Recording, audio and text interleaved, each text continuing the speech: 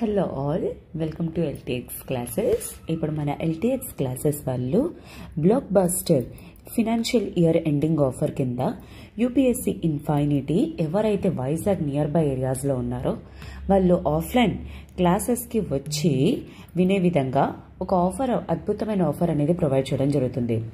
అదే offline course usually worth 60,000, కానీ flat 12,000 rupees తోటి ఇప్పుడు మీకు 48,000 రూపీస్కే కోర్స్ అనేది ప్రొవైడ్ చేయడం అనేది జరుగుతుంది. అయితే ఇది మీకు ఈ ఆఫర్ అనేది కేవలం 31st మార్చ్ వరకు మాత్రమే ఉండబోతుంది. బట్ వ్యాలిడిటీ మాత్రం లైఫ్ టైం వ్యాలిడిటీతో రాబోతుంది. సో కొత్త బ్యాచెస్ అనేవి 1st ఏప్రిల్ నుండి స్టార్ట్ అవుతున్నాయి. దీని రిలేటెడ్ ఎంక్వైరీస్ కానీ మీకు ఏమైనా ఉంటే యూ కెన్ కాల్ 7893899553. ఈ నెంబర్ కాల్ చేసి మీ డౌట్స్ అనేవి క్లియర్ చేసుకొని త్వరగా జాయిన్ అయ్యే ప్రయత్నం అనేది చేయండి. అండ్ అదేవిధంగా ఎవరైతే నియర్ బై వైజాగ్లో లేరో, ఆన్లైన్ ఎవరైతే ప్రిపేర్ అవ్వాలనుకుంటున్నారో మీకు అందరికీ కూడా ఒక బ్లాక్ బస్టర్ ఆఫర్ అనేది ప్రొవైడ్ చేస్తున్నారు. అదే 60,000 rupees worth UPSC infinity course అనేది ఇప్పుడు 48,000 రూపీస్కి ప్రొవైడ్ చేయడం అనేది జరుగుతుంది. బట్ ఈ ఆఫర్ అనేది మీకు కేవలం 31st మార్చ్ వరకు మాత్రమే ఉండబోతుంది. కాకపోతే మీకు ఇన్ఫైనిటీ కోర్స్ మాత్రం లైఫ్ టైం వ్యాలిడిటీతో రాబోతుంది. అంటే అర్థం ఏంటి, మీరు ఎగ్జామ్ క్లియర్ చేసేంత వరకు కూడా ఎల్టీఎక్స్ క్లాసెస్ తాలూకా సపోర్ట్ అనేది మీకు ఉంటుంది. అండ్ కొత్త బ్యాచెస్ అనేవి 1st ఏప్రిల్ నుండి స్టార్ట్ అవుతున్నాయి కాబట్టి సో త్వరగా డిసైడ్ అయ్యి జాయిన్ అయ్యే ప్రయత్నం అనేది చేయండి. అండ్ మన రిలేటెడ్ క్లాసెస్ ఎలా జరుగుతాయి ఏంటి అనే డెమో క్లాసెస్ కూడా ఉన్నాయి. మీరు www.ltxclasses.com విజిట్ అవ్వచ్చు. అండ్ అలానే మన వీడియోస్ అనేవి కూడా ఉంటాయి. You can have access those all sample videos అనేవి. ఆ తర్వాత జాయిన్ అయ్యే ప్రయత్నం అనేది చేయండి. దీని రిలేటెడ్ ఏమైనా ఎంక్వైరీస్ కానీ ఉంటే యూ కెన్ కాల్ 7893899553. ఈ నెంబర్ కాల్ చేసి మీ డౌట్స్ అనేవి క్లియర్ చేసుకొని త్వరగా జాయిన్ అయ్యే ప్రయత్నం అనేది చేయండి. Okay, so welcome to LTX classes. And ఈరోజు డేట్ వచ్చేసరికి 21st మార్చ్ 2024. అండ్ ఈరోజు ద హిందూ అనాలిసిస్ అనేది కవర్ చేయబోతుంది Shanti madam. Okay, so yes, ఈ పర్టికులర్ పర్స్పెక్టివ్లో ఈరోజు ఫస్ట్ ఆర్టికల్ ఏంటి అనేది చూద్దాం. In Supreme Court, centre defends appointment of new election commissioners ahead of Lok Sabha polls. So first of all మీరు ఏంటి అంటే ఈ పర్టిక్యులర్ ఆర్టికల్ అనేది ఢిల్లీ ఎడిషన్లో ఫస్ట్ పేజ్లో రావటం అనేది జరిగిందనమాట. ఇది ఇంపార్టెంట్ యాజ్ ప్రెసెంట్ సిచ్యువేషన్స్ ఏం జరుగుతున్నాయని తెలుసుకోవడంలోని మీకు ఇంపార్టెంట్. అండ్ అలానే ప్రెసెంట్ జరుగుతున్న సిచ్యువేషన్స్లో మీరు ఎటువంటి ఒపీనియన్స్ తీసుకోవాలి అని తెలుసుకోవాలి అనుకున్న ఈ ఆర్టికల్ అనేది మీకు చాలా హెల్ప్ అవుతుంది. అదేవిధంగా యూపీఎస్సీ రిలేటెడ్లో కూడా ప్రిలిమ్స్, మెయిన్స్ అన్ని స్టేజెస్లోని కూడా ఇంపార్టెంట్ అనమాట. అదే వచ్చేసరికి ఏంటి అంటే GS2 పాలిటీ పర్స్పెక్టివ్లో ఎలక్షన్ కమిషన్ అనేది మనకి కాన్స్టిట్యూషనల్ బాడీ అనేది ఉండిందనమాట. సో ఆ పర్టికులర్ పర్స్పెక్టివ్లో ఈ ఆర్టికల్ అనేది మీకు చాలా చాలా important. So first of all ఈ ఆర్టికల్ గురించి అంటే ప్రెసెంట్ ఏం జరుగుతుందో మీరు తెలుసుకోవాలి అనుకుంటే ముందు అసలు ఇప్పటి వరకు ఏంటి పొజిషన్ అనేది మీకు తెలియాలి. వాట్ హ్యాపెన్ 1947లోని ఇండిపెండెన్స్ అనేది వచ్చిన తర్వాత మనకి కాన్స్టిట్యూషన్ అనేది ప్రిపేర్ చేయడం అనేది జరిగింది. సో ఈ కాన్స్టిట్యూషన్లోని మనకి ఏమని రాసింది, ఇండియా అనేది మనకి ఒక సెక్యులర్ బాడీ అలానే డెమోక్రటిక్ బాడీ అనేది మెన్షన్ చేసింది. అయితే ఇండియాలో డెమోక్రసీ అనేది ఉండాలి అంటే ఫస్ట్ ఆఫ్ ఆల్ ఏ విధంగా మన ఇండియాలో డెమోక్రసీ ఉందని చెప్తాము, ఎప్పుడైతే ప్రజలకి వాళ్ళంతటిగా వాళ్ళు డెసిషన్స్ తీసుకుని ఫ్రీడమ్ అనేది ఎప్పుడైతే ఉండిందో అలాంటప్పుడే ఆ పర్టికులర్ నేషన్లో డెమోక్రసీ అనేది ఉండింది అని అర్థం. సో దీన్ని ఎన్ష్యూర్ చేయడానికి ఫ్రీ అండ్ ఫేర్ ఎలక్షన్స్ అనేవి జరగాలి అనేది ఫస్ట్ కాన్సెప్ట్ అనమాట మన కాన్స్టిట్యూషనల్ ఫ్రేమర్స్. సో దానికోసమని ఒక కాన్స్టిట్యూషనల్ బాడీని క్రియేట్ చేయడం అనేది జరిగింది. అంటే అర్థం ఏంటి, కాన్స్టిట్యూషన్లోనే రాసి ఉండింది. సో అదే ఆర్టికల్ 324 అనేది క్రియేట్ చేసి ఎలక్షన్ కమిషన్ అనే బాడీని క్రియేట్ చేసింది. ఈ ఎలక్షన్ కమిషన్ అనే బాడీ ఏం చేస్తుంది, అంటే ఎవ్రీ 5 yearsకి ఒక్కసారి అటు పార్లమెంట్ అండ్ ఇటు స్టేట్ లెజిస్లేచర్స్లోని ఎలక్షన్స్ అనేవి కండక్ట్ చేస్తుంది.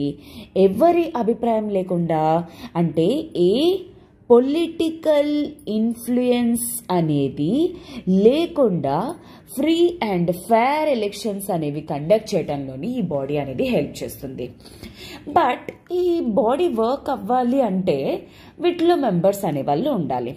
సో యాజ్ ఆఫ్ నౌ మనకి ఏంటి అంటే ప్రెసెంట్ ఎలక్షన్ కమిషన్ బాడీలోని chief election commissioner and 2 other election commissioners అనే వాళ్ళు ఉంటారనమాట.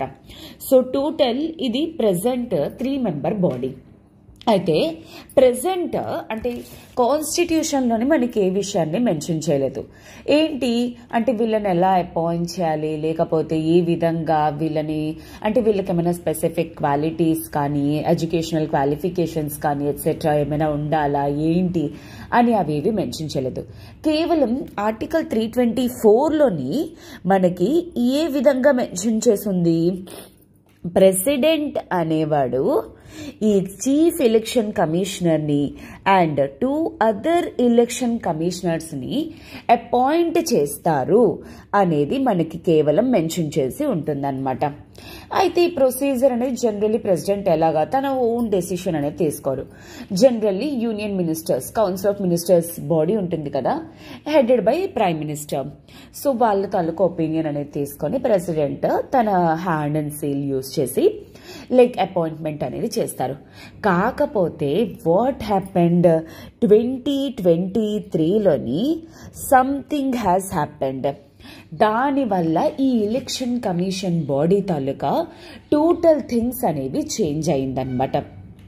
ఏంటది, ప్రెసెంట్ వచ్చేసరికి మనకి ఏంటి 2023లోనమాట పాస్ చేశారు, ఒక యాక్ట్ అనేది పాస్ చేశారనమాట.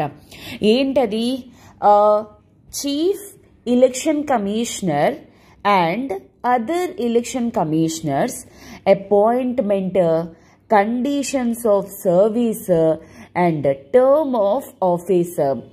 ఈ యాక్ట్ అనేది 2023లో పాస్ చేసి ప్రెసెంట్ ఉన్న అంటే ఆర్టికల్ 324లో ఏదైతే ఉండిందో దాన్ని మార్చేయడం అనేది జరిగిందనమాట.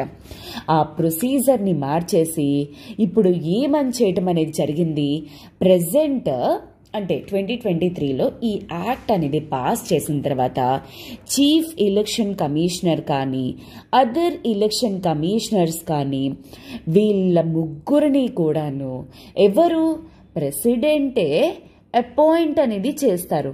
కానీ ప్రెసిడెంట్ ఏ విధంగా అపాయింట్మెంట్ అనేది చేస్తారు, on the basis of selection committee recommendations.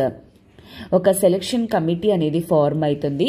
ఈ సెలక్షన్ కమిటీలోని ఎవరెవరు ఉంటారు, ప్రైమ్ మినిస్టర్, ఒక union cabinet minister, okay, union cabinet minister and అలానే leader of largest opposition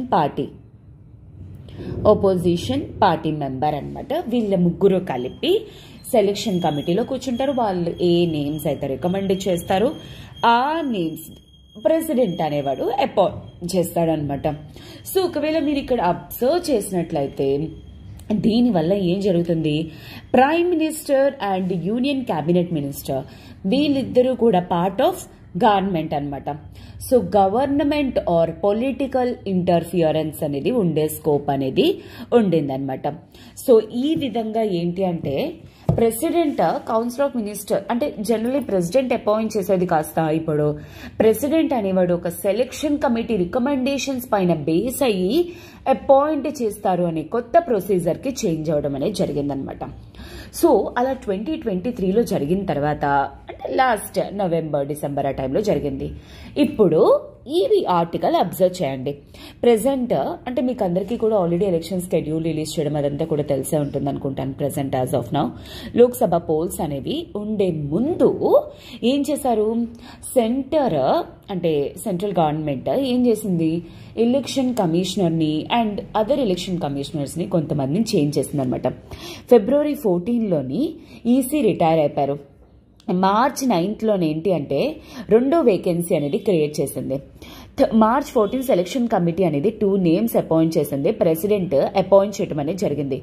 March 15th Sukhbir Singh Sandhu and Gyanesh Kumar take charge as the new election commissioners కింద. Present వీటిల పైన ఏంటి అంటే లోక్సభ ఎలక్షన్స్ ఉండే ముందు గవర్నమెంట్ వాళ్ళకి నచ్చిన ఎలక్షన్ కమిషనర్స్ ని పెట్టుకుంది అనే ఒక కొత్త అంటే అన్ని అలిగేషన్స్ అనేవి అంటే సుప్రీంకోర్టుకి కేసు అనేది ఫైల్ చేయడం అనేది జరిగిందనమాట.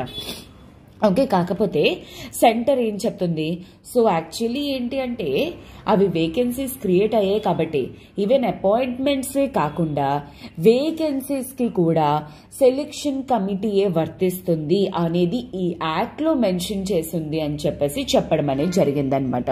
ఓకేనా. సో బేసికల్లీ ఏంటి అంటే ఇవి ఏం చేసినా సరే ఆ బాడీ తాలూకా ఎలక్షన్ కమిషన్ బాడీ తాలూకా ఇండిపెండెన్స్ అనేది పోదు అనే విషయాన్ని సెంటర్ సుప్రీంకోర్టులో మెన్షన్ చేయడం అనేది జరిగింది. అండ్ ఫర్దర్గా మళ్ళీ హియరింగ్స్ అనేవి ఉండబోతున్నాయి. సో ఐ హోప్ ఇప్పుడు మీకు అర్థమైంది అనుకుంటా ఈ ఆర్టికల్ అనేది అపాయింట్మెంట్ ప్రొసీజర్లోని మీకు చాలా హెల్ప్ఫుల్ అనమాట. అండ్ అదేవిధంగా ప్రెసెంట్ ఇది ఎందుకు వచ్చింది ఫస్ట్ పేజ్లో రావడానికి గల కారణం ఏంటి, బికాస్ సెంటర్ అనేది వేకెన్సీస్లోని కూడాను సెలెక్షన్ కమిటీ అనేది యూజ్ చేసి 2 న్యూ మెంబర్స్ ని అపాయింట్ చేసిందనమాట. సో బేసికలీ వాళ్ళు వీళ్ళకి ఫేవరబుల్ గా ఉండే స్కోప్ అనేది ఉంటుంది అని చెప్పేసి చాలా వరకు క్రిటిసిజం అనేది ఉంటుంది. So this is what all about article అనమాట. మీరు దీని బేసిస్ బట్టి మీరు ఏంటి అంటే ఒక ఇండిపెండెంట్ అంటే స్టాండ్ అనేది తీసుకోవాల్సిన అవసరం అనేది ఉంటుంది. ఓకేనా. I hope this is very much clear for you and I'm moving to the next article. Eliminating diseases one region at a time. So this is actually such a beautiful article అని చెప్పుకోవచ్చు. So ఈ article నేను explain చేసిన తర్వాత మీరు ఒకసారి class అయిపోయిన తర్వాత ఇది మీరు పర్సనల్గా కూడా చదవడానికి ట్రై చేయండి. ఇక్కడ ఏవైతే ఈ పర్టిక్యులర్ ఆథర్ ఏదైతే రిఫర్ చేశారో కొన్ని పాయింట్స్ అనేవి కానీ ఎగ్జాంపుల్స్ కానీ ఏవైతే పెట్టారో అవి మనకి మెయిన్స్ పర్స్పెక్టివ్లోని కేస్ స్టడీస్లో యూజ్ చేయడానికి చాలా హెల్ప్ అవుతుంది అనమాట. సో అందుకే నేను చెప్పిన పాయింట్స్ని అండర్లైన్ చేసుకొని రాసుకోవడానికి కూడా ట్రై చేయండి. అండ్ ఫస్ట్ ఆఫ్ ఆల్ ఈ ఆర్టికల్ వచ్చేసరికి మనకి జనరల్ స్టడీస్ 3లోని సైన్స్ అండ్ టెక్నాలజీలో హెల్త్ పర్స్పెక్టివ్లో చాలా ఇంపార్టెంట్. అండ్ అదేవిధంగా GS2లో పాలసీస్ అండ్ ప్రోగ్రామ్ ఇంప్లిమెంటేషన్లో కూడా ఈ ఆర్టికల్ అనేది చాలా ఇంపార్టెంట్. సో బేసికలీ దీన్ని అండర్స్టాండ్ చేసుకోవడానికి ట్రై చేయండి. సో ఇక్కడ ఆథర్ ఏమని చెప్తున్నారు, డిసీజెస్ అనేవి ఎలిమినేషన్ అంటే ఏంటి, కంప్లీట్గా తీసేయడం అనమాట. ఇంకా ఏ పర్టికులర్ డిసీజ్ ఆ పర్టికులర్ ఏరియాలోనే ఉండకూడదు. బేసికలీ టోటల్ ఆర్టికల్ తాలూకా పర్స్పెక్టివ్ అనేది సింగిల్ లైన్లో నేను ఒకవేళ మీకు చెప్పాలి అనుకుంటే, ఇప్పుడు ఫర్ ఎగ్జాంపుల్ లైక్ ఒక XYZ డిసీజ్ అనేది ఉండింది. ఆల్ ఓవర్ ఇండియా వైడ్ మేము తీసేస్తాము, ఎరాడికేట్ చేసేస్తాము అంటే ఏమవుతుంది, ఇండియా వైడ్ ఒకటే పాలసీ అనేది ఒకటే పద్ధతి అనేది ఫాలో అవుతారు. ఓకే, అలా పద్ధతి ఫాలో అవడం ద్వారా టోటల్గా ఎలిమినేట్ అవుతుందా డిసీజ్ అనేది, చాలా లాంగ్ టైం అనేది పట్టేస్తుంది. అలా కాకుండా if at all for example like XYZ disease అనేది ఏ ఏరియాస్లోని ఎక్కువ ఉండింది, ఆ ఏరియాస్లో అది ఉండడానికి గల కారణాలేంటి, ఆ కారణాలని టార్గెట్ చేసి దాని ప్రకారంగా క్యూర్ చేసుకొని వెళ్ళారనుకోండి, అప్పుడు ఏమవుతుంది 3 years 5 years ఒక డిసీజ్ని ఎరాడికేట్ చేసే టైం పీరియడ్లోని కేవలం 1-2 yearsలోనే గవర్నమెంట్ అనేది ఇరాడికేట్ అనేది చేయగలది. సో అదే చెప్తున్నారనమాట, ఒక రీజియన్ని ఒక టైంలో టార్గెట్ చేసి ఇరాడికేషన్ చేయడం ద్వారా ఏమవుతుంది, కంప్లీట్గా ఆ డిసీజ్కి ఎలిమినేషన్ అనేది జరుగుతుంది, పర్ఫెక్ట్ ఇంప్లిమెంటేషన్ కూడా జరుగుతుంది అనేది ఆథర్ తాలూకా మెయిన్ పర్స్పెక్టివ్ అనమాట. ఓకేనా. సో బేసికలీ దాని గురించి చెప్తున్నారనమాట. ఈ ద కార్టర్ సెంటర్ ఏంటి అంటే గ్లోబల్ ఎలిమినేషన్ అండ్ ఇరాడికేషన్ డిసీజెస్లోని లీడర్ అనమాట. అయితే రీసెంట్గా ఒక రిపోర్ట్ రిలీజ్ చేశారు. ఏంటనేది, గనీవామ్ డిసీజ్ అనేది ఉంది, అది క్లోజ్ టు ఇరాడికేషన్ అనమాట. అంటే ఆల్మోస్ట్ 1986లోని 3.5 million ఉండే వాళ్ళు కాస్తాను ఇప్పుడు చాలా వరకు కూడా 99.99% రెడ్యూస్ అయిపోవడం అనేది జరిగిందనమాట. ఓకేనా. సో అదే విధంగా ఇంకా ఏంటి అంటే malaria, tuberculosis, neglected tropical disease. Neglected tropical diseases అంటే అర్థం ఏంటి అంటే ఏ డిసీజెస్కి అయితే అంటే బేసికలీ ఈ డిసీజ్ అనేవి ట్రాపికల్ ఏరియాస్లోని ఎక్కువగా వస్తుంది. కాకపోతే అవి బేసికల్లీ పూర్ పీపుల్ని టార్గెట్ చేస్తాయి కాబట్టి వాటికి వ్యాక్సినేషన్ క్రియేట్ చేయడం కానీ లేకపోతే ఎటువంటి క్యూరింగ్ కానీ అలాంటివి ఏమీ చేయని డిసీజెస్ని నెగ్లెక్టెడ్ ట్రాపికల్ డిసీజెస్ అంటారు. సో ఇలాంటివన్నీ కూడా ఎలిమినేట్ చేయడం అనేది గోల్ కింద అవుతుంది. అయితే బేసికల్లీ ఆథర్ ఏం చెప్తున్నారు, ట్రాన్స్మిషన్ అనేది ఆపేదానికంట ఇరాడికేషన్ అనేది చాలా చాలా ఇంపార్టెంట్. ఎందుకంటే ఇరాడికేషన్ చేయడం ద్వారా ఏమవుతుంది, మళ్ళా తిరిగి ఆ డిసీజ్ అనేది వస్తుంది అనే స్కోప్ అనేది ఉండదు బేసికల్లీ. ఎందుకు అంటే ఎస్పెషల్లీ హెల్త్ అనేది అంటే ఈ డిసీజెస్ అనేవి ఎక్కువగా ఎవరికి ట్రాన్స్మిట్ అవుతాయి, పూర్ పీపుల్కి ఎక్కువగా వనరబుల్ టు ఇన్ఫెక్షన్స్ డిసీజెస్. అందుకే ట్రాన్స్మిషన్ ఆపేదానికంట ఇరాడికేషన్ మీద కంప్లీట్ ఫోకస్ చేస్తే అటు నేషన్ కూడా డెవలప్ అవుతుంది, ప్రజల తాలూకా ఓవరాల్ పబ్లిక్ హెల్త్ సిస్టమ్ అనేది కూడా ఇంప్రూవ్ అవుతుంది అనేది టార్గెట్ అన్నమాట. సో దీనికోసం అని చెప్పేసి బేసికలీ ఇంటర్నేషనల్ ఏజెన్సీస్ వాళ్ళు ఎవరైతే ఉన్నారో వీళ్ళందరూ కూడాను ప్రైమరీ హెల్త్ కేర్ మీద, డయాగ్నోస్టిక్స్ మీద, సర్వైలెన్స్ మీద ఎక్కువ ఇంపార్టెన్స్ ఫోకస్ అనేది పెట్టాలి అని చెప్పేసి చెప్తున్నారు. అండ్ దానివల్ల community health workers, staff level workers వీళ్ళందరూ కూడా ఇంప్రూవ్ అవుతారు. ఆటోమేటిక్గా ఏంటి అంటే హెల్త్ సిస్టమ్ని పాజిటివ్గా ఇంపాక్ట్ చేయడంలోని స్టెప్స్ అన్నీ కూడా హెల్ప్ చేస్తాయని చెప్పేసి అంటున్నారనమాట. బట్ ఇక్కడ ఇతను కాంట్రవర్సీ అంటే ట్రాన్స్మిషన్ ఒకవేళ ఆపారు అనుకోండి, సో బేసికలీ ఇది చాలా చాలా కష్టం అనమాట. ఎందుకంటే it requires a lot of resources అనమాట. అండ్ అలానే ఇన్ఫ్యాక్ట్ కొన్నిసార్లు నెగ్లెక్షన్ అంటే హెల్త్ సిస్టమ్స్ మీద నెగ్లిజెన్స్ అనేది కూడా తీసుకురావడంలోనే అవుతుంది. దానివల్ల వీక్ హెల్త్ సిస్టమ్ అనేది అయిపోతుంది ఒక కంట్రీ. ఫర్ ఎగ్జాంపుల్ ఇప్పుడు చూడండి, ప్రాపర్ హెల్దీ వర్క్ సిస్టమ్ అంటే అర్థం ఏంటి, ఇప్పుడు ఇండియాలోని ఒక 100 పీపుల్ ఉన్నారనుకోండి, 100లోని 50 మెంబర్స్ 24 గంటలు 365 రోజులు ఏదో ఒక రోగంతో ఉన్నారనుకోండి, వాళ్ళు ఇంకా ఏ వర్క్ చేస్తారు, కంట్రీని ఏ విధంగా డెవలప్ చేస్తారు? అలా కాకుండా 100 మెంబర్స్ ఉన్నారు, 100లో 99 మెంబర్స్ హెల్దీగా ఉన్నారు అండ్ ఒక్కడు కూడా వర్క్ చేసే పొజిషన్లో ఉన్నారనుకోండి, సో టోటల్ 100 మెంబర్స్ కూడా కంట్రీకి జీడిపికి డెవలప్మెంట్లోని హెల్ప్ చేస్తారు. దట్ ఈస్ కాల్డ్ యాజ్ ఏంటి అంటే పాజిటివ్ హెల్త్ సిస్టమ్ అండ్ అలానే వీక్ హెల్త్ సిస్టమ్ అని చెప్పేసి చెప్పొచ్చు అనమాట. అయితే ఇవి చేయడం అంత సింపుల్ కాదు, దీనికి ఒక ప్రాపర్ ప్లానింగ్ అనేది ఉండాలి, ప్రాపర్ ఇంప్లిమెంటేషన్ అనేది కూడా జరగాలి అని చెప్పేసి చెప్తున్నారనమాట. అయితే ఇండియా కేసుకి ఒకవేళ తీసుకుంటే ఎలిమినేషన్ అనేది మనకి ఇన్ఫ్యాక్ట్ ఫీజిబుల్ అని చెప్పేసి అంటున్నారనమాట. ఎందుకు అంటే బేసికల్లీ మనకి ఇండియాలోని పాపులేషన్ అనేది ఎక్కువ అండ్ అలానే ఎలిమినేషన్ ఫీజిబుల్ చేయడానికి ఈ నెంబర్ అనేది కూడా మనకి హెల్ప్ చేస్తుంది అని చెప్పేసి చెప్తున్నారనమాట. బేసికలీ కాస్ట్ ఆఫ్ ఎలిమినేషన్ అనేది కూడా చాలా తక్కువ అండ్ ఎగ్జిస్టింగ్ హెల్త్ సిస్టమ్స్ని డెవలప్ చేయడంలో కూడాను ఈ ప్రొసీజర్ అనేది హెల్ప్ అవుతుంది, అంటే ఎలిమినేషన్ ప్రొసీజర్ అనేది హెల్ప్ అవుతుంది. అదే ఇప్పుడు ఎలిమినేషన్ చేస్తామంటే మళ్ళా తిరిగి రాదని కాదు కదా, మళ్ళా తిరిగి వచ్చే స్కోప్ అనేది కూడా ఉంటుంది. అందుకోసం అని చెప్పేసి ఈవెన్ మనము సర్వైలెన్స్ సిస్టమ్స్ మీద కూడా మనం ఫోకస్ చేయాలి. సర్వైలెన్స్ అంటే అర్థం ఏంటి, ఫర్ ఎగ్జాంపుల్ ఆంధ్రప్రదేశ్లోని ఈ పర్టికులర్ డిసీజ్ అనేది ఎలిమినేట్ చేశారు, మళ్ళా అది రాకుండా ఉండే విధంగా అలాగా దాన్ని సర్వైలెన్స్ అనేది చేయాలి. అంటే డిసీజెస్ ఇంకెక్కడైనా వస్తున్నాయా ఏంటి, అంటే ఎవరైతే ఉన్నారో అలాంటి వాళ్ళు ఆంధ్రప్రదేశ్లోకి రానివ్వకుండా చేయటం, ఇలాంటివి కూడా అన్నమాట. సో బేసికలీ గవర్నమెంట్ అలాంటి వాటి మీద ఎక్కువ ఇన్వెస్ట్మెంట్ పెట్టాలి అని చెప్పేసి, సో దాట్ ఏంటి అంటే ల్యాబొరేటరీస్ అవి ఇంక్రీజ్ చేయడం, స్క్రీనింగ్కి, కన్ఫర్మేషన్కి వాటికి అండ్ అలానే స్టాఫ్ ఎవరైతే ఉంటారో వీటి కోసం వాటికి రిగ్గరస్ ఇన్ఫ్యాక్ట్ వాళ్ళకి ట్రైనింగ్ అనేది ప్రొవైడ్ చేయడం కానీ అలాగా వీళ్ళకి ఏంటి అంటే ఈ డిసీజెస్ మీద అవగాహన అనేది క్రియేట్ చేయడం కానీ ఇలాంటి వాటి మీద గవర్నమెంట్ ఇన్వెస్ట్ చేసినట్లయితే ఒకవేళ ప్రాపర్గా డిసీజెస్ని ఇండియాలోని ఎలిమినేట్ చేసి ఇండియాని ఒక స్ట్రాంగ్ ఒక పాజిటివ్ హెల్త్ ఎకోసిస్టమ్ని క్రియేట్ చేయొచ్చు. దానివల్ల ఓవరాల్ జీడిపిని డెవలప్ అవుతుంది India taluka, and overall development అనేది కూడా జరుగుతుంది అని చెప్పేసి చెప్తున్నారనమాట. అండ్ దానికి ఒక కేస్ స్టడీ కూడా ప్రొవైడ్ చేశారు. చాలా వరకు కంట్రీస్ అనేవి ఇలాంటి ప్రాసెసెస్లోనే ఎలిమినేట్ చేయడం అనేది జరిగింది. ఓకే, అయితే కాకపోతే ఏంటి అంటే అవి ఓవరాల్ ఇంప్లిమెంట్ చేసిస్తామంటే కుదరదు. But they are achievable for some diseases in some parts of the country.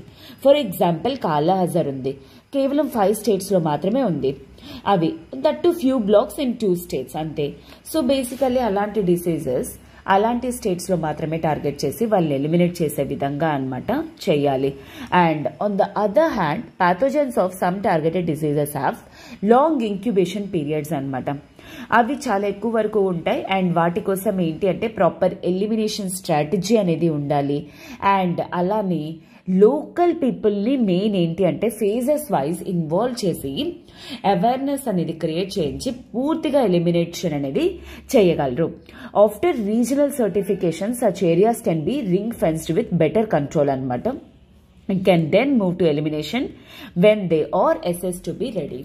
So first of all local లెవెల్లో సర్టిఫికేషన్ తీసుకొచ్చి నేషనల్ లెవెల్లో సర్టిఫికేషన్ తీసుకొని రావడం ద్వారా అండ్ ప్రాపర్ స్ట్రాటజీస్ అనేవి క్రియేట్ చేసిన తర్వాత అప్పుడు ఇంటర్నేషనల్ రికగ్నిషన్కి సర్టిఫికేషన్కి పంపించాలి. అండ్ ఈ విధంగా డిసీజెస్ని ఎలిమినేట్ చేయగలిగినట్లయితే చేస్తే అప్పుడు ఏంటంటే, ఎందుకంటే ఇండియాలోని పూర్ పీపుల్ ఎక్కువ, ప్రాపర్ మనకి రిసోర్సెస్ కానీ ఇన్ఫ్రాస్ట్రక్చర్ కానీ లేదు. ఇలాంటి నేషన్స్లోని పీపుల్ని ఎక్కువగా ఇన్వాల్వ్ చేయించడం అనేది చాలా చాలా ఇంపార్టెంట్. అలా చేయడం ద్వారా మనం ప్రాపర్గా ఎలిమినేషన్ అనేది చేయొచ్చు.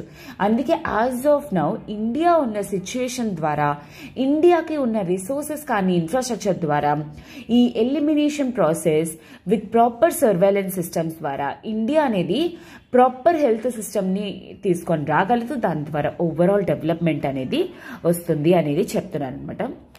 And in India, national level elimination can be achieved most effectively by starting with elimination and scaling it up region by region across the country. For example, like Andhra Pradesh and Telangana, Andhra Pradesh, Telangana, Tamil Nadu, Andhra Pradesh, Telangana, Tamil Nadu, Kerala. ఇలా ఈ విధంగా region by region develop చేస్తూ అలా total India లెవెల్లో elimination తీసుకొని రావడం. And especially ఏ ఏరియాస్లోనైతే ఎక్కువ impact ఉందో అలాంటి ఏరియాస్ని స్పెసిఫిక్గా టార్గెట్ చేయడం ద్వారా ప్రాపర్ హెల్త్ సిస్టమ్ అనేది క్రియేట్ చేయగలరు. అండ్ గుర్తుపెట్టుకోండి, ఇలాంటి ఒక సిస్టమ్ని మనం ఏ వర్డ్తో యూజ్ చేస్తాం? టైలర్ ఫిట్ అప్రోచ్ అని చెప్పేసి అంటారనమాట. టైలర్ ఫిట్ అప్రోచ్ అంటే అర్థం ఏంటి? One size fits all and tailor fit approach, ఈ 2 వర్డ్స్ అనేవి యూజ్ చేసుకోవడానికి ట్రై చేయండి. వన్ సైజ్ ఫిట్స్ ఆల్ అంటే ఏంటి? ఓవరాల్ నేషన్ మొత్తానికి కూడా ఓన్లీ వన్ సింగిల్ అప్రోచ్. అలా కాకుండా టైలర్ ఫిట్ అప్రోచ్ అంటే అర్థం ఏంటి? ఫర్ ఎగ్జాంపుల్ ఆంధ్రప్రదేశ్లో పర్టికులర్ డిసీజ్ ఉంది అంటే ఒక కారణం, తెలంగాణలో ఒక డిసీజ్ ఉందంటే అదే డిసీజ్ ఉందంటే వేరే రీజన్. సో ఆ రీజన్స్కి తగ్గినట్టుగా ఒకవేళ ఎలిమినేట్ చేస్తే దాన్నే టైలర్ ఫిట్ అప్రోచ్ అని చెప్పేసి అంటారు. ఈ 2 వర్డ్స్ కూడా మీరు యూజ్ చేసుకోవడానికి, మీరు ఈ ఆర్టికల్ ఒకవేళ రాస్తున్నట్లయితే ఈ వర్డ్స్ అక్కడే రాసుకోవడానికి ట్రై చేయండి. This will be helpful for you. Okay, I hope this is very much clear for you. And I'm moving to the next article. Why has Karnataka banned certain colouring agents? So basically ఈ article అనేది మీకు explain చేయకముందు ఈ article అనేది మనకి ఏ విధంగా important అనేది చూద్దాం. సో బేసికలీ GS 3లో సైన్స్ అండ్ టెక్నాలజీలో ఎస్పెషల్లీ ఇది కూడా హెల్త్ పర్స్పెక్టివ్లో మీకు చాలా ఇంపార్టెంట్. సో ఏంటి అంటే ఈ ఆర్టికల్ గురించి మీకు ఎక్స్ప్లెయిన్ చేసే ముందు ఒక చిన్న థింగ్ అనమాట. సో మనలో చాలా మంది ఉంటారు, ఇన్ఫ్యాక్ట్ నన్ను అడిగితే లైక్ 100లో 90 మెంబర్స్ అనుకుంటాం. మనం ఖచ్చితంగా బయట నూడిల్స్ అవి కానీ లేకపోతే మంచూరియా అని చెప్పేసి ఆర్ చికెన్ ఎట్సెట్రా ఇలాంటివన్నీ కూడా తినే ఉంటారు అండ్ తింటూ ఉంటాం బయట ఒక్కోసారి లైక్. అండ్ అలానే మనం కాలేజెస్ నుండి వచ్చినప్పుడు కానీ క్లాసెస్ నుండి వచ్చినప్పుడు పానీపూరి ఎట్సెట్రా ఇలాంటివన్నీ తింటూ ఉంటాం. సో దాంట్లోని 2 ఏంటి అంటే మంచూరియా అండ్ ఇంకొకటి cotton candies. Okay, so basically manchurian అందరూ తినే ఉంటారు. మేడం ఏంటి మేడం ఇప్పుడు ఇది చెప్తున్నారు, ఇప్పుడు ఇది మాకు ఇంకా తినాలనిపిస్తుంది. మంచూరియా ఆఫ్ కోర్స్ చాలా వరకు మనం బయట తిన్నామంటే అవి ఏంటి బేసికలీ రెడ్ కలర్లోని భలే అట్రాక్టివ్గా అనిపిస్తుంది, తినాలనిపిస్తుంది. కాటన్ క్యాండీస్ ఒకవేళ తీసుకున్నాం అనుకోండి, డిఫరెంట్ కలర్స్లో ఉంటుంది. For example like yellow, green, pink etcetera different కలర్స్లోనే వస్తుంది. So did you ever think ఈ మంచూరియాకి కానీ కాటన్ క్యాండీస్కి కానీ ఎందుకు ఈ కలర్స్ అనేవి ఉంటున్నాయి? సో అయితే ఇవి కలర్స్లో ఉంటున్నాయి అంటే వీటికి ఏంటి సమ్ కలర్స్ అనేవి యాడ్ చేస్తున్నారు. ఆ కలర్స్ అనేవి ఏంటి బేసికలీ అవేమైనా న్యాచురల్ ఉంటాయా? They are not natural, but they are of artificial chemicals అనేవి యూజ్ చేస్తారు. ఆ కెమికల్స్ ఏవైతే ఉన్నాయో అవి హైలీ రిస్క్ అన్నమాట. ఎందుకంటే ఫర్ ఎగ్జాంపుల్ మనం నెలలో ఒక్కసారి మంచూరియా తిన్నాం అనుకోండి, దట్ ఈజ్ యాక్సెప్టబుల్. లేదా 2 months 3 monthsకి ఒక 2 సార్లు 3 సార్లు తిన్నామంటే అది యాక్సెప్టబుల్. కాకుండా నెల రోజుల్లోని 30 daysలోని నేను 25 days నేను డైలీ మంచూరియా తింటాను, డైలీ కాటన్ క్యాండిల్స్ తింటాను, బయట నూడిల్స్ తింటానంటే ఏమవుతుంది? హెల్త్ అనేది పాడవుతుంది. బికాజ్ ఎందుకంటే they are like artificial colouring agents అవి, అండ్ అవి హైలీ రిస్క్. అండ్ కొన్నిసార్లు లాంగ్ టర్మ్లో ఒకవేళ తింటే అవి ఈవెన్ క్యాన్సర్ కాజింగ్ కూడా. అయితే మేడం ఇదంతా ఇప్పుడు మేడం ఎందుకు చెప్తున్నారు మేడం ఇంకా తినడానికి ఇష్టం ఉండదు? ఆఫ్ కోర్స్ అందుకోసమే నేను ఈ ఆర్టికల్ అనేది కూడా చూస్ చేసుకోవడానికి అనమాట, main especially. So actually recent ఒక శాంపిల్స్లో తెలిసింది ఏంటి అంటే ఇన్ఫ్యాక్ట్ కర్ణాటక స్టేట్లోనే ఏంటి అంటే కొన్ని లైక్ ఒక 25 కాటన్ క్యాండీ శాంపిల్స్ అండ్ అలానే ఒక 171 గోబీ మంచూరియన్ శాంపిల్స్ కలెక్ట్ చేయడంలోని ఏంటి అంటే దాంట్లో 15 కాటన్ క్యాండీస్ అనేవి అన్సేఫ్ కింద డిక్లేర్ చేయడం అనేది జరిగింది. అండ్ మిగతా కొన్ని సేఫ్ శాంపిల్స్ అనమాట. 171 మంచూరియాలోని 107 శాంపిల్స్ వచ్చేసరికి అన్సేఫ్ అనమాట. అండ్ 64 వచ్చేసరికి లైక్ న్యాచురల్ యాడెడ్ కలర్స్ అనమాట. అయితే ఈ కలర్స్ అనేవి ఏంటి యూజ్ చేస్తున్నారు అంటే గోబీ ఎందుకు అవి అన్సేఫ్ మేడం? ఎందుకు కొన్ని అన్సేఫ్ కొన్ని సేఫ్ అని చెప్తున్నారు? బికాజ్ అన్సేఫ్ ఏవైతే ఉన్నాయో వాటిల్లోని ఏం యూజ్ చేస్తున్నారు? హార్మ్ఫుల్ కెమికల్స్ అనేవి యూజ్ చేస్తున్నారనమాట. లైక్ ఫర్ ఎగ్జాంపుల్ మంచూరియాలోని కానీ కాటన్ క్యాండీస్లో కానీ sunset yellow, tartrazine and rhodamine B cotton క్యాండీస్లోని అండ్ మంచూరియాలోని టాట్రాజైన్, సన్సెట్ ఎల్లో, కార్మోజియన్ ఇవన్నీ కూడా. అండ్ ఇన్ఫ్యాక్ట్ వీటి మీద గవర్నమెంట్ బ్యాన్ కూడా వేసి ఉంచిందనమాట ఈ కలరింగ్ ఏజెంట్స్ మీద. ఎందుకు? ఈ కలరింగ్ ఏజెంట్స్ కానీ లాంగ్ టర్మ్లో ఒకవేళ తిన్నట్లయితే క్యాన్సర్ కానీ హార్ట్ ఇష్యూస్ కానీ స్కిన్ ఇష్యూస్ కానీ ఇలాంటివన్నీ కూడా వచ్చే స్కోప్ అనేది ఉంటుందన్నమాట. అందులోని రోడమైన్ బి ఏదైతే ఉందో ఇది కార్సినోజెనిక్ అంటే అర్థం ఏంటి? క్యాన్సర్ కాజింగ్ అని అర్థం. ఓకే, క్యాన్సర్ కాజింగ్ అనమాట. అండ్ టాట్రాజైన్ వచ్చేసరికి ఏంటి అంటే ఇన్ఫ్యాక్ట్ ఇది అప్రూవ్డ్ ఆర్టిఫిషియల్ ఫుడ్ కలర్ అయినా రిస్ట్రిక్షన్స్ అనేవి వీటి మీద ఉంది. అండ్ అలానే కొన్ని లిస్ట్ ఆఫ్ ఫుడ్ ఐటమ్స్ ఉన్నాయి, వీటిని ఇన్ఫ్యాక్ట్ ప్రిస్క్రిప్షన్తో మాత్రమే యూజ్ చేయాలి.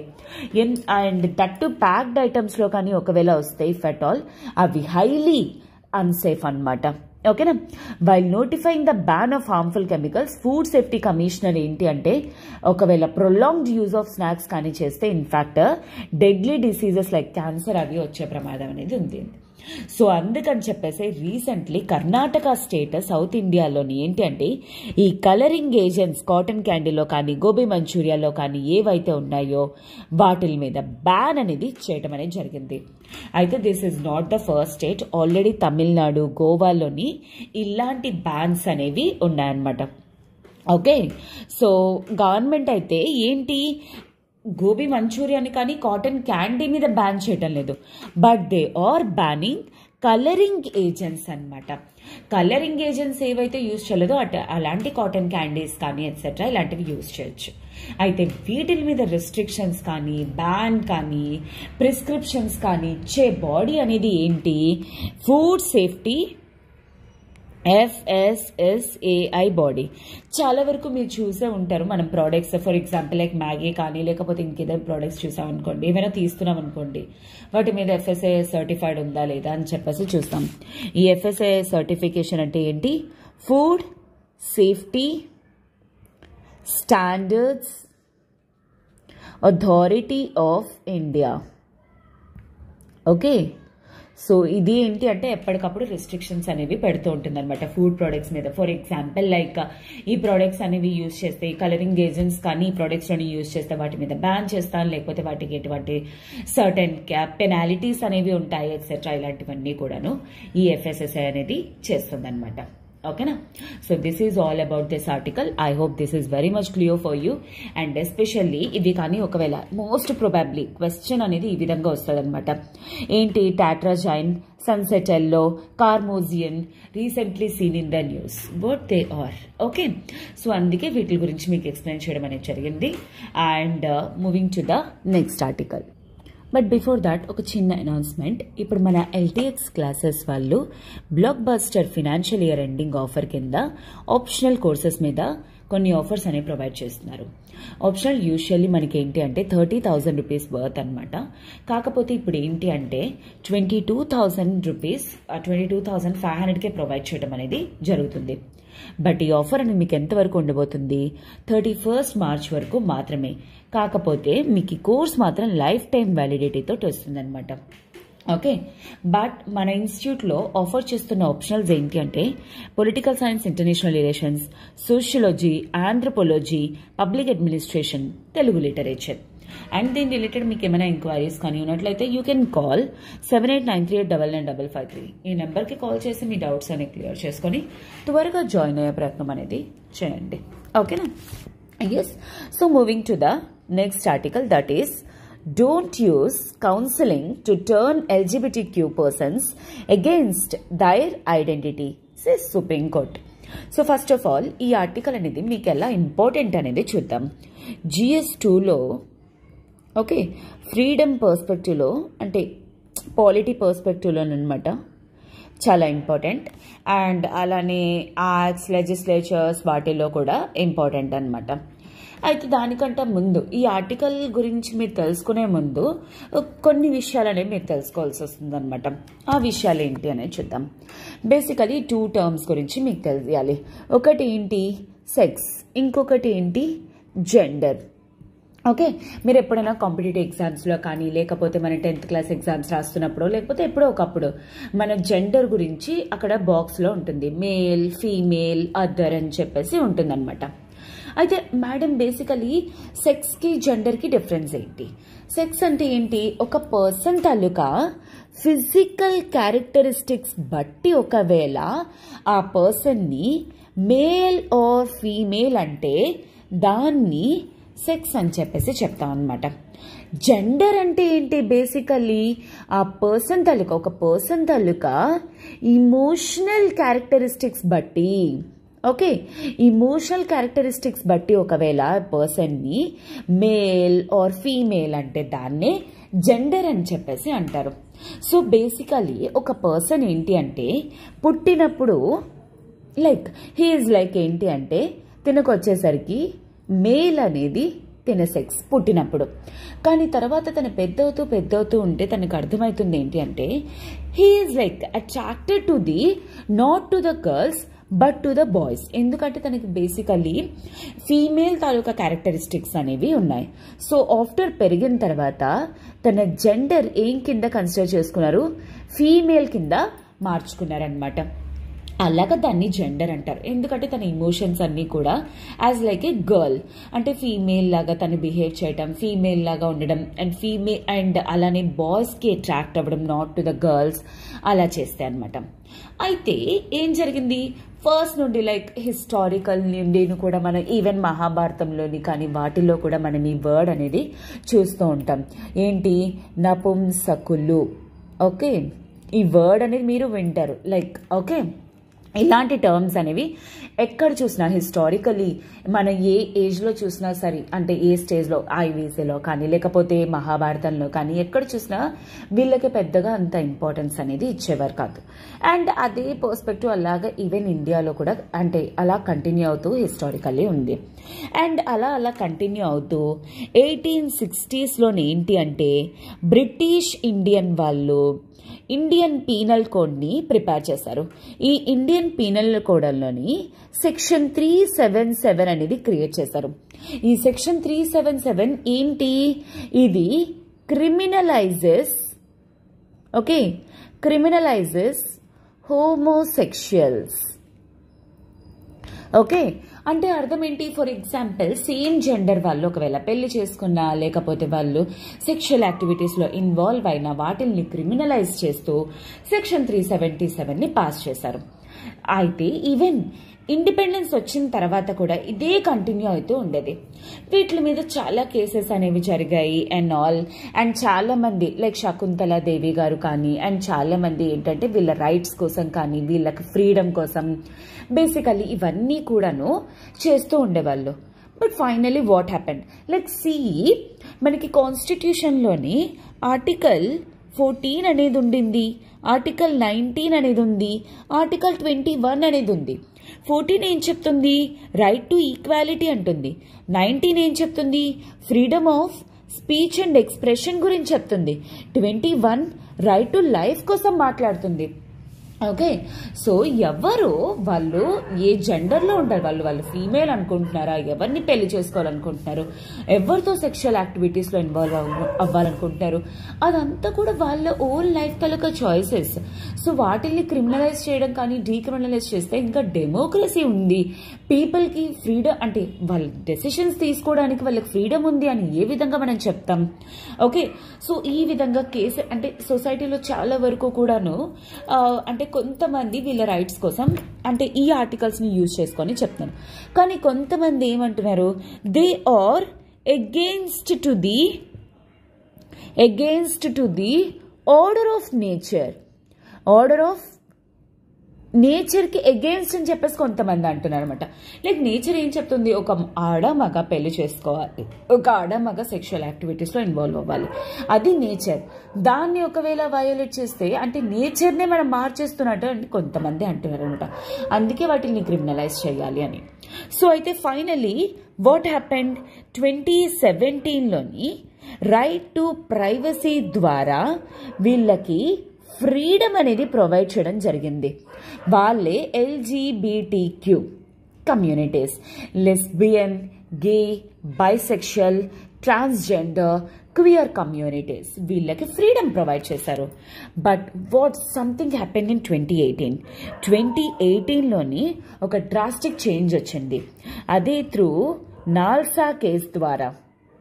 ఓకే, నాల్సా కేసు ద్వారా ఏంటి? సెక్షన్ 377 ఏదైతే ఉందో సుప్రీంకోర్టు ఏం చెప్పింది? ఇది ఆర్టికల్ 14ని, ఆర్టికల్ 19ని, ఆర్టికల్ 21ని వయోలేట్ చేస్తుంది. అందుకే సెక్షన్ 377 ఏదైతే ఉందో దీన్ని డీక్రిమినలైజ్ అనేది చేయటం జరిగింది.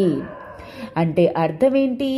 ఇప్పుడు LGBTQ కమ్యూనిటీస్ అనే వాళ్ళు వాళ్ళకి నచ్చిన పార్ట్నర్స్ని వాళ్ళు చూస్ చేసుకోవచ్చు అనే ఫ్రీడమ్ అనేది ప్రొవైడ్ చేయడం అనేది జరిగిందనమాట.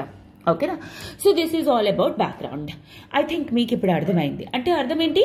ప్రెసెంట్ LGBT కమ్యూనిటీస్కి ఈ కేసు తర్వాత ఫ్రీడమ్ అనేది ప్రొవైడ్ చేయడం అనేది జరిగింది ఇండియాలోని.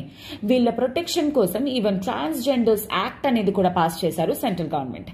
దాని ప్రకారంగా వాళ్ళకి వెల్ఫేర్, ఫ్రీడమ్ అన్నీ కూడా ఉన్నాయి. కాకపోతే రీసెంట్లీ వాట్ హ్యాపెండ్? కేరళలోని 2 గర్ల్స్ అనే వాళ్ళు ఉన్నారనమాట. వాళ్ళిద్దరు కూడాను ఏంటి అంటే మ్యూచువల్ ఒపీనియన్ తోటి పెళ్లి చేసుకోవడం అనేది జరిగింది. కాకపోతే దాంట్లో ఒక అమ్మాయిని వాళ్ళ పేరెంట్స్ అనే వాళ్ళు వాళ్ళ ఇంటికి తీసుకెళ్లిపోయి కౌన్సిలింగ్ అనేది ప్రొవైడ్ చేయడం అనేది జరిగింది వాళ్ళకి, ఆ అమ్మాయికి. ఆ కౌన్సిలింగ్ తర్వాత ఏంటి? ఆ అమ్మాయి ఏంటి అంటే the final report was that the partner did not want to live with the petitioner and looked ahead to the career. ఆ అమ్మాయి కౌన్సిలింగ్ తర్వాత ఇంకా నేను ఆ అమ్మాయితో ఉండాలనుకోవట్లేదు, ఇంకా నా కెరియర్లో నేను ముందుకెళ్తాను అని చెప్పేసి అంటుందన్నమాట. సో అందుకు ఇంకొక అమ్మాయి ఏదైతే ఉందో ఇలాంటి కౌన్సిలింగ్స్ కానీ ఇలా చేయడం ద్వారా వీళ్ళిద్దరిని సెపరేట్ చేయడం ద్వారా ఇవన్నీ కూడా ఏంటి అంటే వాళ్ళ ఐడెంటిటీకి అగెయిన్స్ట్ అండ్ ఎల్జీబీటీక్యూ రైట్స్ ఏవైతే ఉన్నాయో వీటన్నిటికీ కూడాను అన్కాన్స్టిట్యూషనల్ అగెయిన్స్ట్గా ఉన్నాయి అని చెప్పేసి అంటున్నారు. సో సుప్రీంకోర్టు ఏం చెప్తుంది, దానికోసమే చెప్తుందనమాట. ఇలాంటి కౌన్సిలింగ్ పద్ధతులు కానీ ఇలాంటివన్నీ చేయడం ద్వారా వాళ్ళ తాలూకు ఒరిజినల్ నేచర్ ఏదైతే ఉందో దాన్ని వయోలేట్ చేస్తున్నట్టు అవుతుంది. సో అందుకే డోంట్ యూజ్ కౌన్సిలింగ్, వీళ్ళని అంటే వాళ్ళ ఐడెంటిటీకి అగెయిన్స్ట్గా వాళ్ళకి కౌన్సిలింగ్స్ అలాంటివి ఏమి చేయకండి అని చెప్పేసి సుప్రీంకోర్టు అనేది చెప్పిందనమాట. ఓకేనా. సో జడ్జెస్కి ఎప్పుడు కూడా అలాంటివి చేయమని చెప్పకండి. అండ్ ఈ విధంగా ఏంటంటే వాళ్ళ రిలేషన్షిప్స్ కానీ వాళ్ళ ఇమోషనల్ అటాచ్మెంట్స్ కానీ ఇలాంటివన్నీ కూడా పాడైపోయే స్కోప్ అనేది ఉంటుంది అని చెప్పేసి చెప్పడం అనేది జరిగిందనమాట. ఓకేనా. So I hope this is very much clear for you and we shall move to the next article. CCI dismisses pleas against Google's new Play Store fees policy. So this is last article of our class today. So ఇది first of all మీకు ఏ విధంగా important అనేది చూద్దాం. GS 2లో policies programme ఇంప్లిమెంటేషన్లోని and అదేవిధంగా in fact legislature పర్స్పెక్టివ్లో కానీ and GS 3లో economy పర్స్పెక్టివ్లో కూడా మీకు హైలీ ఇంపార్టెంట్ అనమాట. సో ఫస్ట్ ఆఫ్ ఆల్ ఇక్కడ ఈ ఆర్టికల్ మనకి ఏంటంటే ఏం జరుగుతుంది ఏంటి అనే దానికంట అసలు ఇక్కడ సిసి అనే వర్డ్ యూజ్ చేయడం అనేది జరిగింది. ఓకే. సో అండ్ దాని గురించి ఇవల్యూషన్ ఎట్సెట్రా అది మనకి ఇంపార్టెంట్ అనమాట. ఈ బాడీ అనేది ఏంటి, competitive commission of India CCI అన్నమాట. అయితే దీన్ని ఎప్పుడు క్రియేట్ చేయడం అనేది జరిగింది, 2002లోని యాక్ట్ అనేది పాస్ చేయడం అనేది జరిగింది. సిసి కాంపిటీషన్ కమిషన్ యాక్ట్ అనేది పాస్ చేశారు. ఇది ఈ యాక్ట్ అనేది ఈ బాడీని క్రియేట్ చేయడం అనేది జరిగింది. బేసికలీ ఇది ఏం చేస్తుంది, ఒకవేళ మార్కెట్లోని ఎవరైనా సరే మోనోపోలీ కానీ చెయ్యాలి అనుకున్నా లేకపోతే కాంపిటీషన్ లేకుండా ఎవరైనా చెయ్యాలి అని ట్రై చేసినా అలాంటి ప్రాక్టీసెస్ ఏవైతే ఉన్నాయో ఆ ప్రాక్టీసెస్ని క్యాన్సిల్ చేస్తూ అంటే అవి జరగకుండా ఉండేలాగా ఈ బాడీ అనేది కేర్ అనేది తీసుకుంటుందన్నమాట. అయితే 2002 వరకు ఏం జరిగింది మేడం, 2002 ముందు వరకు కూడా ఇలాంటివి ఏమి ఉండేవి కదా. వాట్ హ్యాపెన్, 1969లోని ఇలాంటివి జరగకూడదు అని చెప్పేసి monopoly and restrictive trade practices act అనేది ఉండేదన్నమాట. కాకపోతే ఏం జరిగింది, ఇది కేవలం మోనోపోలీ జరగకుండానే చూస్తుంది తప్ప ప్రాపర్గా ఈ బాడీ అనేది అంటే యాంటీ కాంపిటీషన్ లేకుండా చేయలేకపోతుంది అనమాట. అందుకోసం అని చెప్పేసి 2000లోని దీన్ని క్యాన్సిల్ చేసి 2002లోని ఈ కాంపిటీషన్ కమిషన్ యాక్ట్ని పాస్ చేయడం అనేది జరిగిందనమాట. సో దీని ప్రకారంగా కాంపిటీషన్ని మార్కెట్లోని ఉండేలాగా చేస్తుందన్నమాట. ఎందుకు, కన్స్యూమర్స్కి హెల్ప్ చేసే విధంగా. ఫర్ ఎగ్జాంపుల్ లైక్ ఇప్పుడు చెప్తాను చూడండి, AB అనే 2 సెల్లర్స్ అనేవాళ్ళు ఉన్నారు. వీళ్ళిద్దరూ కూడా ఏంటి అంటే ఒక మొబైల్ ఫోన్ అనేది అమ్ముతున్నారు. ఓకే. సో ఏంటి, యూజువల్లీ అంటే ఈ మొబైల్ ఫోన్ అనేది క్రియేట్ చేయడానికి అంటే దాన్ని తయారు చేయడానికి వీళ్ళకి 10,000 రూపాయలు అనేది పడుతుంది. ఫర్ ఎగ్జాంపుల్ లైక్ ఏ అనేవాడు 11,000కి లేకపోతే 12,000కి అలా అమ్ముకున్నారనుకోండి, దట్ ఈజ్ ఓకే అనమాట. ఎందుకంటే ప్రొడక్షన్ కంటే ఇది ఎక్కువ రేటే. కానీ see that if at all be ఒకవేళ 9,000 రూపీస్కి అమ్మాడు అనుకోండి, ప్రొడక్షన్ కాస్ట్ 10,000, 9,000కి బి ఎట్లా అమ్ముతాడు అసలు. So this is called as anti competition. అయితే మేడం కాంపిటీషన్ అనేది ఎందుకు ఉండాలి? ఫర్ ఎగ్జాంపుల్ లైక్ వీడు ఇప్పుడు 9,000 రూపీస్కి మొబైల్ ఫోన్స్ అమ్మాడు. వీడికి ఏంటి స్టార్టింగ్ ఇనీషియల్లీ లాసెసే వస్తాయి. కానీ ఈ లాసులు తట్టుకోలేక ఏ ఇప్పుడు మూసేస్తాడు. అప్పుడు బి ఒక్కడే మార్కెట్లో ఉంటాడు. బి అనేవాడు ఇప్పుడు ఈ మొబైల్ ఫోన్ 10,000 రూపాయలది ఏం చేస్తాడు? 20 రూపాయలకి అమ్ముతాడు, 20,000 రూపాయలకి అమ్ముతాడు. ఇప్పుడు డబల్ ప్రాఫిట్స్. వాడికి పోయింది కేవలం 2,000 3,000, కానీ వచ్చేది 30,000 40,000లా ఉంటుందన్నమాట. అలాంటి వాటిని యాంటీ కాంపిటీషన్ ప్రాక్టీసెస్ అంటారు. అలాంటివి జరగకుండా ఇండియాలో చూసుకుంటున్న బాడీనే కాంపిటీషన్ కమిషన్ యాక్ట్ అన్నమాట. అయితే ఏంటి కొంతమంది అనమాట, for example like Anupam Mittal people limited, Mebigo labs వాళ్ళు, Indian broadcasting and digital foundation వాళ్ళు, చాలా మంది ఏంటి అంటే గూగుల్ ప్లే స్టోర్ ఉంటుంది కదా, మనందరం కూడా యాప్స్ అవి డౌన్లోడ్ చేస్తూ ఉంటాం. ఎవరికైతే ఐఫోన్స్ ఉన్నాయో అది వేరే సంగతి. So I'm talking about generally Android people, అంటే Android mobile phone user people who are using Google play store. So play స్టోర్లోని అంటే తన ఫీ పాలసీ అనేది, అంటే ఎవరైతే యాప్స్ అనేది దాంట్లో పెట్టుకోవాలనుకుంటున్నారో ఆ ఫీ పాలసీ అనేది చేంజ్ చేసింది అనమాట. అది యాంటీ కాంపిటేటివ్ అని చెప్పేసి కొంతమంది ఫైల్ చేశారు కేసు. కానీ CCI, competition commission of India ఏం చెప్పింది? No, it is not anti competitive. దానికి ప్రాపర్ ఎవిడెన్సెస్ కానీ అలాంటివి ఏవి కూడా ప్రొవైడ్ చేయలేకపోయారు అని చెప్పేసి సిసిఐ కేసుని కొట్టడం అనేది జరిగింది. ఓకేనా? So I hope this is very much clear for you and మీకు ఇప్పుడు ఈ ఆర్టికల్ అనేది కూడా అర్థమైంది అని అనుకుంటున్నాను. Okay, and apart from that CCI MRTP గురించి కూడా మీరు తెలుసుకోవాల్సిన అవసరం అనేది ఉంటుంది. ఓకే, సో ఈ రోజు ఆర్టికల్స్ ఇవి. వీటి బేసిస్ నేను ఒక క్వశ్చన్ అనేది ప్రిపేర్ చేశాను. But before that we shall see something that LTX classes వాళ్ళు ఇప్పుడు మీరు ఏ విధంగా అయితే ఈచ్ అండ్ ఎవ్రీ టాపిక్ ని డెప్త్ లో తెలుసుకుంటున్నారో అదే విధంగా ఎవ్రీ టాపిక్, ఎందుకంటే బేసికలీ కరెంట్ అఫైర్స్ లో వచ్చిన ప్రతి ఒక్క దానికి కూడాను దానికి మనకి బ్యాక్గ్రౌండ్ అనేది చాలా ఇంపార్టెంట్. అదే మనకి స్టాటిక్ లో ఉంటుంది. అవి మీరు ప్రాపర్గా నేర్చుకోవాలి, కన్సాలిడేటెడ్గా నేర్చుకోవాలి అనుకుంటే ఇప్పుడు మన ఎల్టీఎక్స్ క్లాసెస్ వల్ల అద్భుతమైన ఆఫర్స్ అనేవి అటు ఆన్లైన్ కానీ ఇటు ఆఫ్లైన్ వాళ్ళకి ప్రొవైడ్ చేస్తున్నారు. సో ఈ కోర్సెస్లోని మీరు ఒకవేళ జాయిన్ అయినట్లయితే 60,000 రూపీస్ వర్త్ కోర్స్ 48,000 రూపీస్కే ప్రొవైడ్ చేసిన ప్రెజెంట్ ఈ ఆఫర్ అనేది కేవలం 31st మార్చ్ వరకు మాత్రమే ఉండబోతుంది. బట్ కోర్స్ మాత్రం మీకు లైఫ్ టైం వెలిడిటీతో వస్తుంది. అండ్ అదే విధంగా సీ దాట్ కొత్త బ్యాచెస్ అనేవి 1st ఏప్రిల్ నుండి స్టార్ట్ అవుతున్నాయి, అటు వైజాగ్ ఆఫ్లైన్లో కానీ ఇటు ఆన్లైన్లో కానీ. సో స్టార్టింగ్ నుండి కన్సాలిడేటెడ్గా మీరు ప్రిపేర్ అవ్వాలి అనుకుంటే this is the high time that మీరు త్వరగా జాయిన్ అయ్యి కోర్సెస్లో అంటే క్లాసెస్ అనేవి ప్రాపర్గా నేర్చుకోండి. అండ్ దీని రిలేటెడ్ మీకు ఏమైనా ఎంక్వైరీస్ కానీ ఉంటే యూ కెన్ కాల్ 7893995553. ఈ నెంబర్ కాల్ చేసి మీ డౌట్స్ అనేవి క్లియర్ చేసుకొని త్వరగా జాయిన్ అయ్యే ప్రయత్నం అనేది చేయండి. ఓకేనా? సో ఈరోజు క్వశ్చన్ అనేది చూద్దాం. Question of the day, like tartrazine, సన్సెటెలో recently seen in the news. They are drugs, cancer causing agents, natural dyes, none of the above. Answer ఏంటి అనేది నాకు కింద కామెంట్ బాక్స్ లో మెన్షన్ చేయండి. And I'm really so glad that మీకు అందరికీ కూడా నా హిందూ అనాలిసిస్ అనేది హెల్ప్ అవుతుంది. అండ్ అలానే మీరు అందరూ కూడా క్వశ్చన్స్ కి డైలీ ఆన్సరింగ్ అనేది చేస్తున్నారు. I'm really so happy. ఇదే విధంగా కంటిన్యూ చేయండి. సో ఫైనల్లీ మీరు ఎగ్జామ్ లో కూర్చునేసరికల్లా ఈ క్లాసెస్ అనేవి ఓవరాల్ క్వశ్చన్ సాల్వింగ్ కానీ లేకపోతే ఈ ఆర్టికల్ అనలైజింగ్ కానీ ఓవర్ ద టైం మీకు హెల్ప్ చేస్తుంది. ఓకేనా? సో ఈ వీడియో కానీ మీకు నచ్చినట్లయితే ప్లీజ్ డూ లైక్స్ అండ్ అలానే మీకు ఏ విధంగా హెల్ప్ అవుతుంది అనేది కూడా కింద కామెంట్ బాక్స్లో మెన్షన్ చేయండి. Have a good day students, all the very best for your preparation and tomorrow we shall meet again with some more beautiful articles. Till then have a good day, take care.